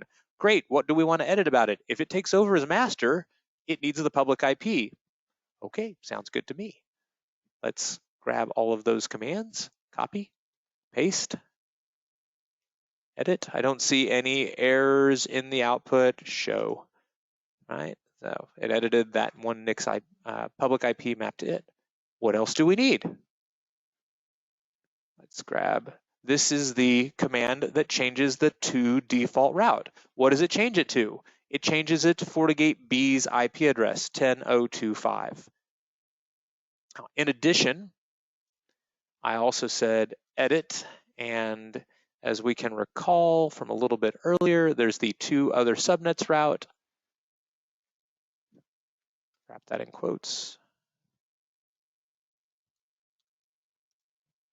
Okay, great. Well, what would you like to edit about the 2 other subnet routes? I'd like to set the next hop and Earlier I cut and paste this, but I guess I'm going to trust myself to type it in correctly and read it very carefully. Set the next hop to 10.025. Great. Next, end, next, and end. And I'm back at the connector. So I'm just going to say show, and we're going to look at the entire output. So most of what we see at the very top is about logging in to the Fabric connector, except for this part right here, set HA status. That says if I take over as master in HA, I need to send things to the cloud. I need to send things to Azure. Well, what are we going to send? I'm going to send some NIC configuration. I'm going to edit my NIC1. I'm going to edit ipconfig1. It's the only ipconfig on NIC1. I'm going to remap this public IP address to it if I take over as master. Great, what else are you going to do? I'm going to change a routing table. Which routing table? This one, the one that's associated with my protected subnets. If you have multiple routing tables that need to be edited, you should have an edit statement for each routing table. In this case, I have one routing table that can be applied to all of my protected subnets. All right, well, what do you want to change about that routing table? I want to change the default route, the one that's called to default. Make me the next hop IP. I also want to change the two other subnet routes, and I want to make me the next hop IP. All right, looks good. So the Fabric connector itself syncs up, but these settings that I just put in, they don't sync. And you would never want them to sync because they are different on each FortiGate. All right, well, I'm feeling pretty good about our configuration here. So what I'm going to go ahead and do, since I have PuTTY open, I'm going to say diag debug enable, diag debug application, AZ, that's the Azure daemon -99. And I'm going to put this over here on the left side of the screen. And on the right side of the screen, I'm going to go fail FortiGate A. And if we've done our job right, we should see FortiGate B attempt to go edit the resources. Let's check a box next to it. Now there's delete. I don't want to delete it. I want it back later. I'm going to go ahead and just stop it. Yes. And there's going to be a notification up here that says, okay, I'm doing what you asked me to do. I'm stopping it. I suppose what might have been interesting if I'd have thought about it before we did this is I could have allowed ICMP traffic and maybe started pinging the clustered IP, but already I see some status changing. So indeed, it probably has gotten through enough of the shutdown process occurred so that heartbeats are getting missed. Let's do this. I'm going to go get the cluster IP. Let's see if it's still on A while we're waiting for this process to complete. And this is on networking. If it's still there, it'll be on NIC1. It's already gone. It's not on NIC1 anymore. It's been remapped. There's no public IP there. So if I go to virtual machines and go look at B,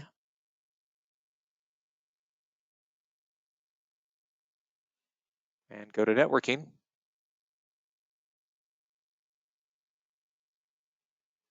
it's not there yet either. It's not on NIC1. So there we go. Some things have started to occur.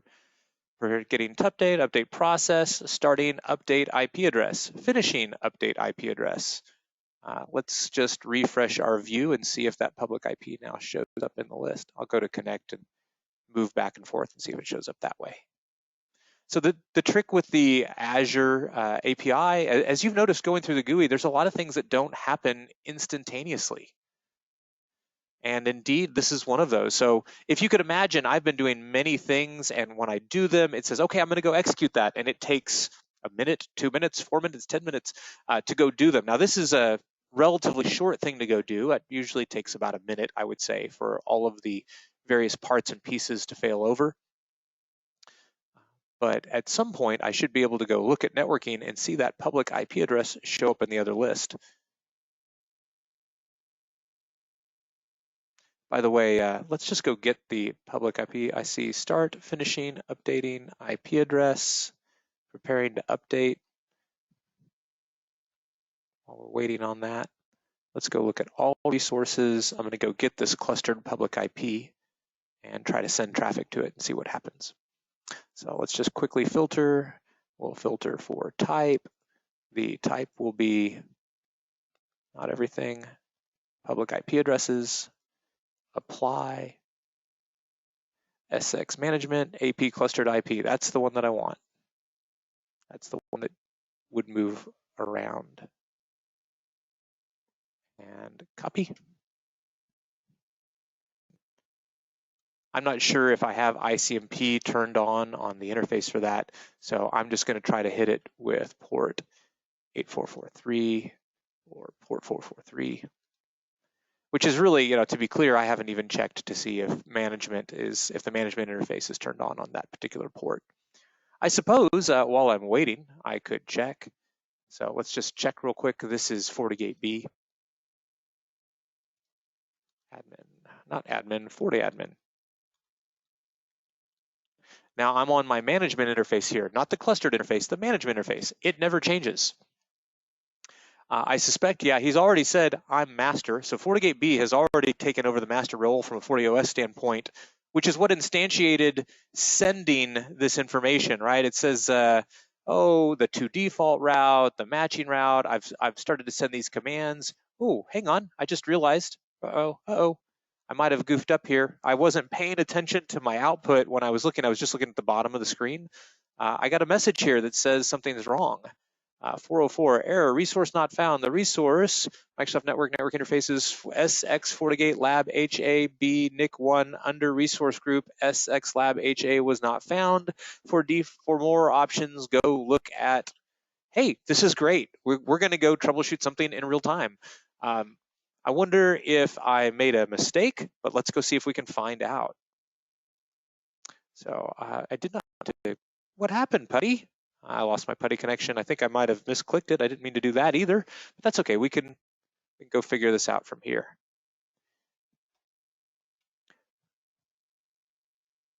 By the way, great reason to debug this and try it for the first time. Let's go to all resources. Let's, instead of the type being public IP, let's go look at the type being network interfaces.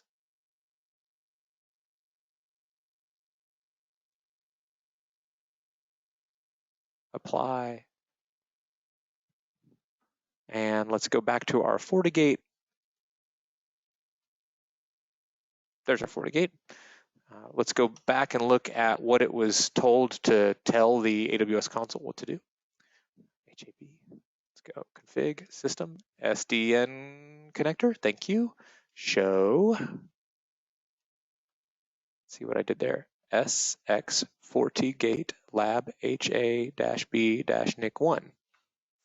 While we are looking here, hang on just a second. Let's break these into multiple tabs because I think I messed up.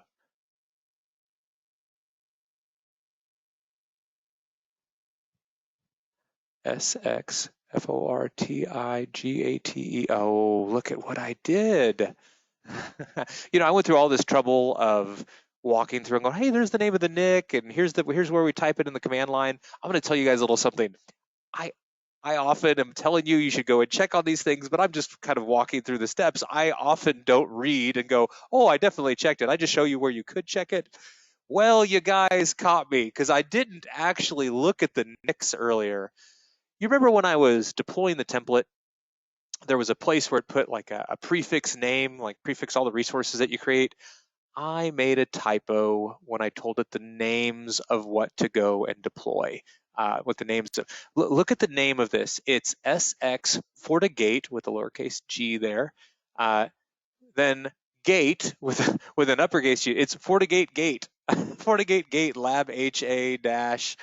And I've got -A and I've got -B. So this is real. This is, by the way, I would love to tell you that this was all like some stroke of genius of showing you human error. Nope, this was just real human error. And I'm giggling at myself because, hey, listen, I do this for a living, and if I'm sloppy, if I'm not careful, this is what happens. So let's go fix this. We're going to need to fix it. I'm going to need to fix it on A, I'm going to need to fix it on B, and then we're going to have to get everything synced back up. So tickled with myself. All right, so we're going to need to edit the SDN connector, edit, and we're going to have to, I made the same mistake on both, edit Azure connector, enter, show. We're going to need to change the name of this resource. We'll go check that by SX Lab HA. That part was correct. So the name of the resource group was fine. It's the name of the NICs that I've messed up. And we'll take the route table too, make sure I didn't goof that up, but I'm pretty sure the route table is okay. All right, so we're going to go config NIC, show, edit, and this NIC we're going to just outright delete. So let's say delete SX 48 Lab 1. Yeah, that's the one that we're going to get rid of. There we go. Now I'm going to say edit. And because I'm such a clever fellow here,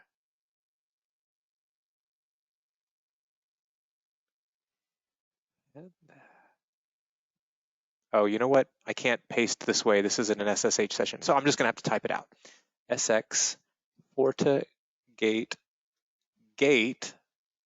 Lab HA-B-NIC1.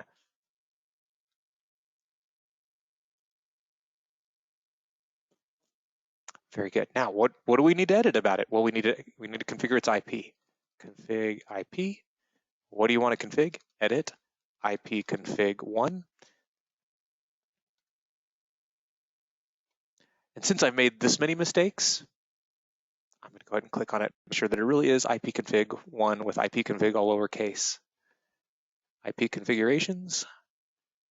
And this looks a little different because I just clicked on the NIC itself. All right, IP config 1, very good, that's it. Lowercase IP config 1, very nice. And what would you like to do with IP config 1? I'd like to set the public IP on it. So we need to go back to all resources, and I want to see resources where the type is public IPs. So first I'm going to go all. Oh, I say I'm going to go all. Refresh.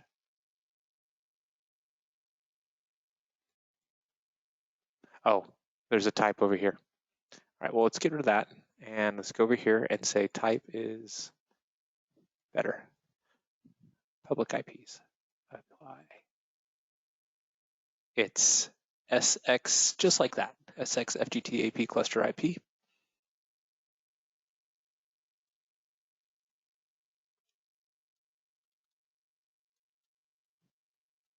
FGT AP CLSTR.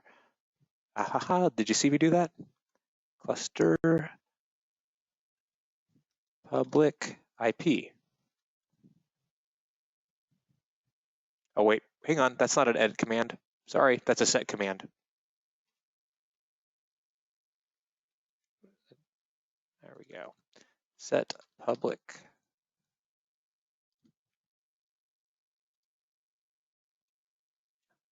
There we go. And show.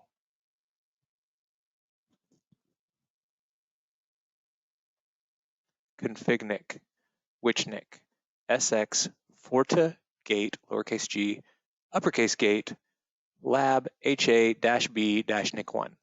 What do you want to change about it? Its IP address or its IP configuration. Which IP configuration? That one. What do you want to do? I want to set the public IP. SX FGT AP, SX FGT AP, cluster, public IP, public. Yeah, very good.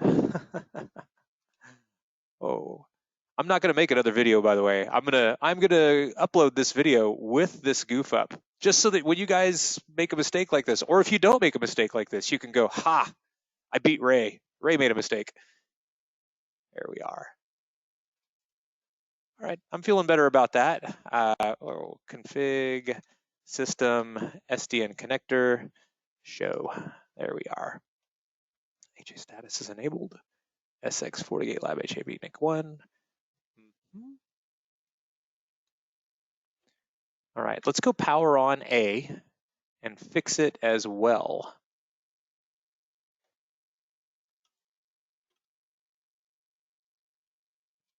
Well, first I have to go power it on. Powered on. That's funny language when you're talking about the cloud. Let's see. That's kind of like using the word rewind, which doesn't actually relate to what we do anymore, right? We don't rewind things. Who's got a tape? Nobody rewinds. Stopped.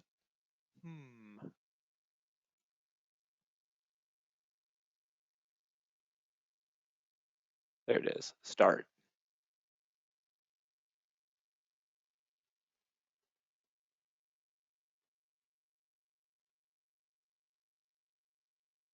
And we'll wait for it to start up.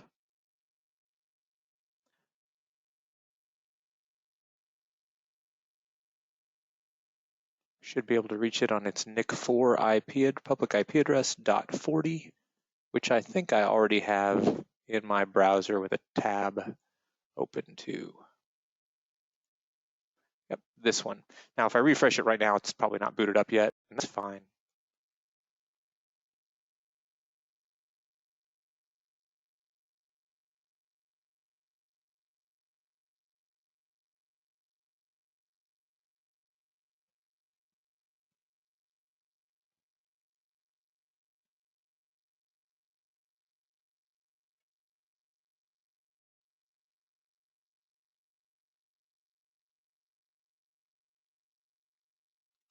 While we're doing this, let's just say diag debug enable. There we go.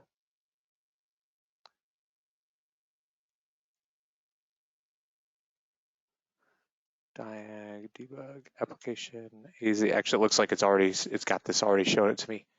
There we are.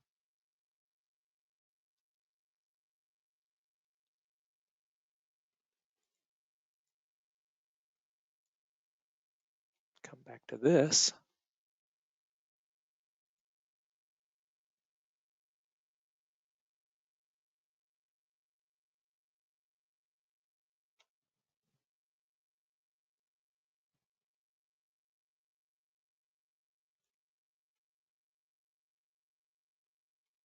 Go.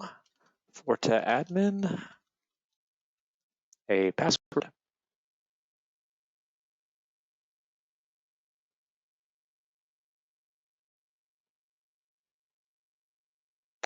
Now, before I start editing anything, I'm just going to bring it up, make sure that it knows that it's the slave. Yep, it looks like it knows it's the slave. Make sure that looks like, yep, green check arrow, system, HA, make sure that it says its config is in synced. I just don't want to start editing anything unless, okay. It generally looks, from a 40OS standpoint, it generally looks like it's healthy and is aware of the other cluster node. And then we're going to similarly edit what I goofed up, because I goofed it up in both places. 48HA, Lab HAA would also not be able to correctly make itself or it can make itself master, but it doesn't know how to correctly tell the Azure cloud how to change the NIC. So let's say edit Azure connector, good. Show. So what we have here is the same mistake. There it is right there. I used the wrong nickname because I made the wrong nickname when I created the complete set of resources. So let's go ahead and say config nick, delete the nick in question, SX FortiGate Lab HAA nick. Yep, we're gonna get rid of that one. Edit SX FortiGate, lowercase gate, uppercase gate, and I'm going to go back over here and make sure that I do this correctly. Not there though. There. I'm going to do this correctly. Let's go back to A.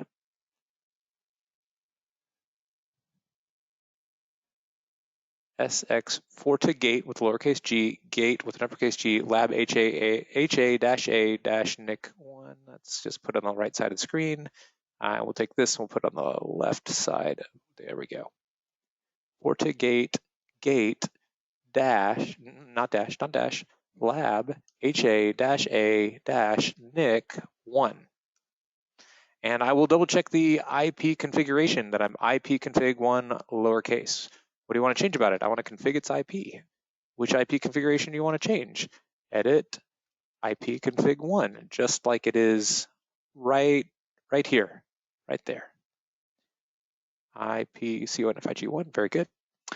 What do you want to do? Well, I would like to set the public IP to this system if it takes over as master.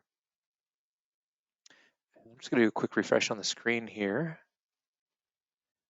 We're looking at all the most recent data.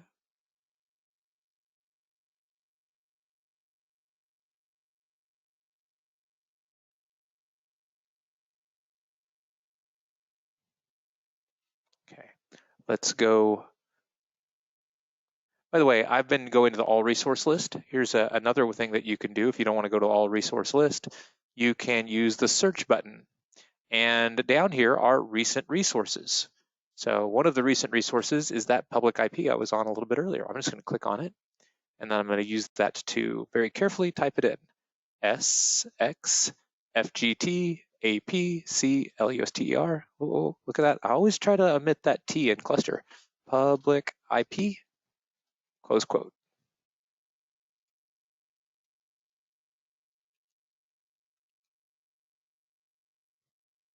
So if I've done my job better than I did it the first time, config nic SX FortiGate, lowercase g, gate, uppercase G, lab HA-A-NIC1.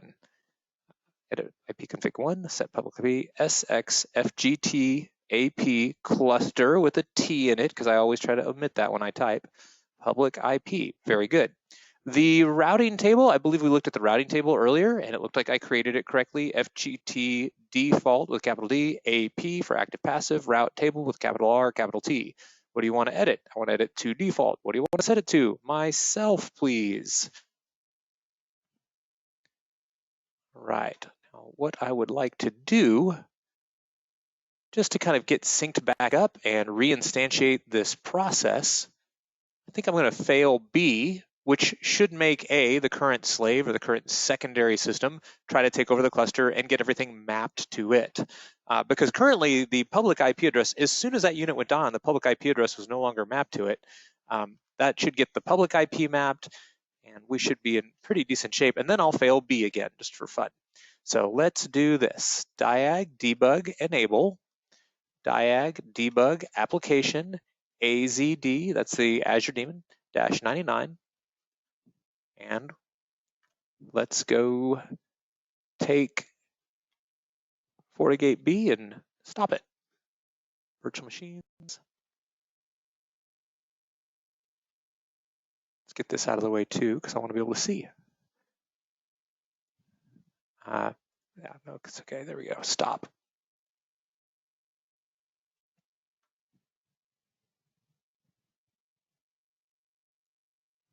I don't think I clicked it. I thought I did, but I don't think I did. Are you one? Yes, I am sure. There we go. Executing stop. That's what we were looking for in the top.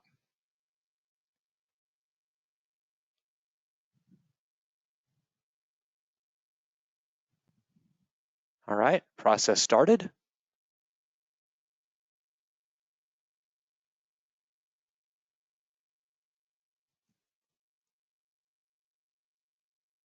And this is the part when it works.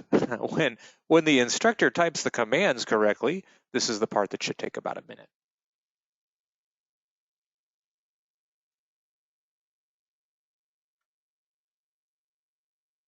And what I'm going to do while we're waiting is go look at A.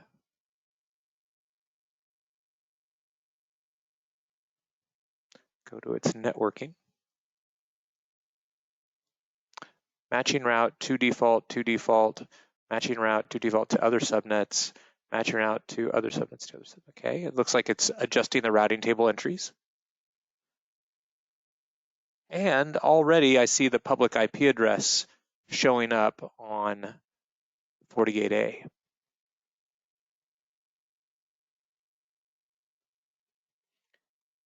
So I believe this is actually probably already complete. Let's go check out. I see the public IP, the clustered public IP is already pointed here. Let's go edit, network, interfaces. I'm curious if ICMP is turned on here. I want to be able to ping this. And I see ping, yeah, all right, that's turned on. As long as the network security group isn't blocking it, command, I should be able to ping the clustered public IP. Now the network security group might be blocking it. I haven't looked. 52.154.161.212. Very good. Let's do a ping-a.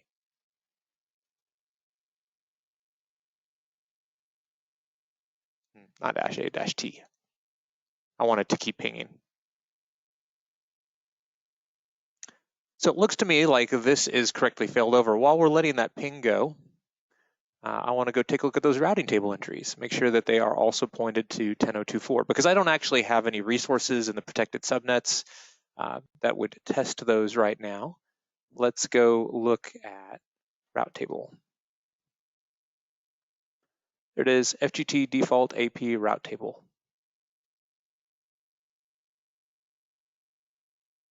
And they're currently both pointed at 2.4. All right, let's go and bring B back up. I want to make sure this works in both directions. First of all, because I screwed it up. I just don't trust myself now. Very good, we got it checked. Let's click start. Yes, I'm sure I want to start it.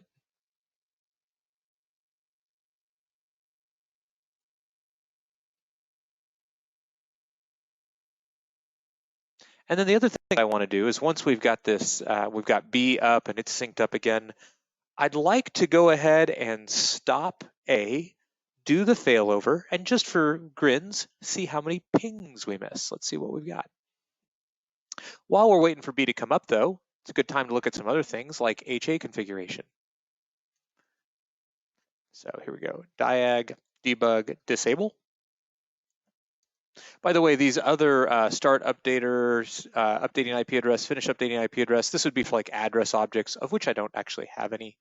These were the things that I was looking for it to do a little bit earlier. Let's go in and change routing table entries. Let's go take a look at this. Config system HA, show. So this is largely normal on-prem HA configuration. This was pushed into the to the images during the deployment with the template. It set port number 3 to be the heartbeat port. It has config HA management interface for port number 4. This is where we can hit the management traffic. This is where our heartbeat happens. This is where config synchronization happens. And then I'm sorry, I said config synchronization heartbeat. I apologize. I was looking at something else and saying the wrong words. This is where management occurs. This is where the API calls occur. Then if we look a little bit further down, we see unicast heartbeat is configured. And this is really all that is unique, I would say, compared to on-prem. In on-prem, we don't use unicast heartbeats. In on-prem, HA management interfaces are largely optional. You don't necessarily need to use them.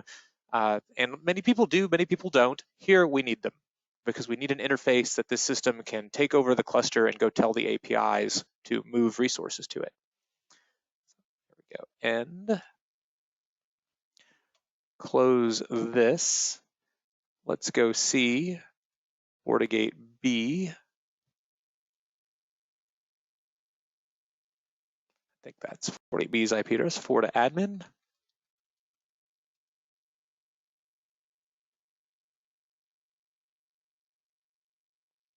Yep, HA 40 SX FortiGate Lab HAB with the extra word gate in there.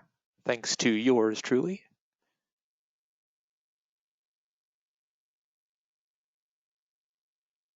I just want to make sure that HA really looks like everything is in sync and up. 2 green checks, feel pretty good about that. Let's go take a virtual machines, once So we'll do a diag debug over here as well. Diag debug application AZD-99 diag debug enable. Very nice. Let's go to networking on A.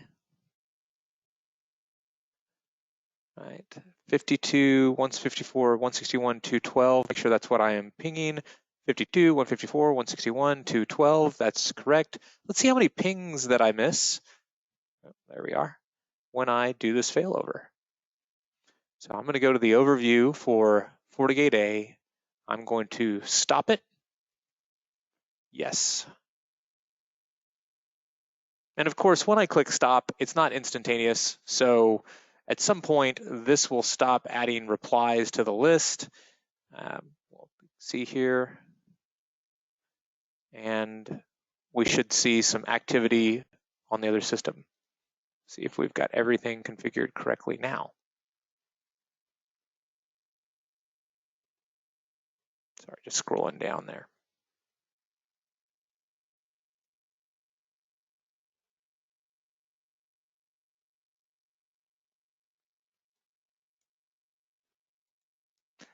So do this again. Say I should be losing some. There we go. Successfully stopped virtual machine. So the virtual machine is stopped. I'm missing some pings. It only missed a couple. That's not too bad. That was with a manual stop. I'm sure it would be a little bit different if there was something artificial that had crashed in the first FortiGate. But there we go. That is where I would test. If I was deploying this in production, I would do a manual failover in both directions because you never know if you're going to make a typo like I did. You can turn up the debugging, diag debug application AZD, that's the Azure daemon, -99, diag debug enable. Let's go take a look at those routing table entries and make sure they say .5 on them now. So this is the default routing table, and they should both be pointed at .5 or B. Indeed, next hop IP address for both of them, two default, two other subnets, both pointed at .5. So we are working, we're failing over in both directions correctly. We failed over to A and we failed over to B. I'm gonna go ahead and delete these lab resources now.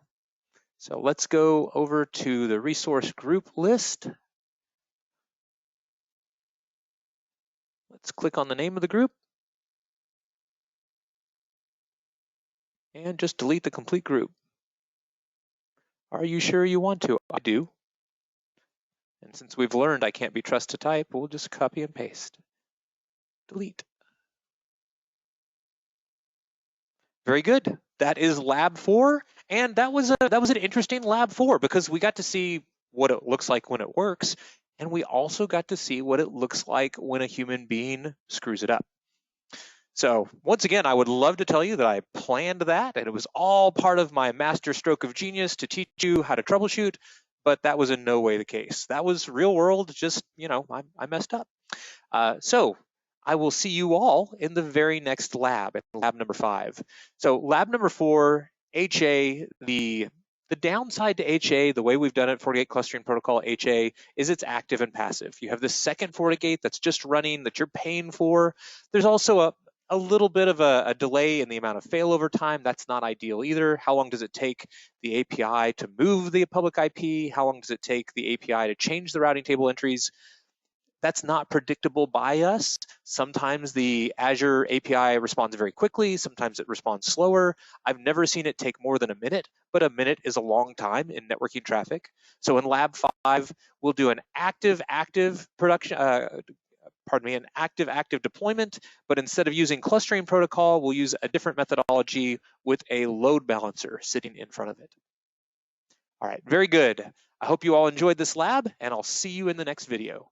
Thanks.